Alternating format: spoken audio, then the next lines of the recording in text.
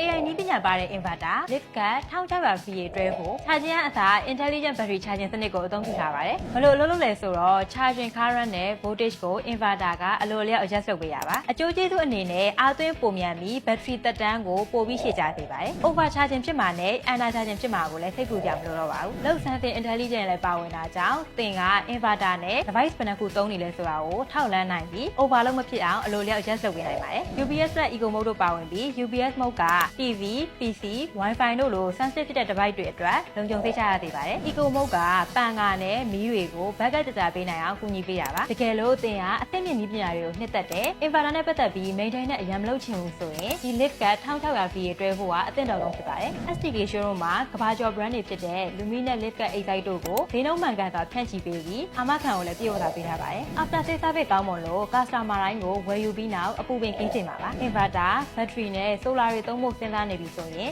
အကောင်းဆုံးရွေးချယ်မှုပေးနိုင်တဲ့ STK showroom ကိုသာလှမ်းလာခဲ့ဖို့ဖိတ်ခေါ်ပါတယ်ရှင်။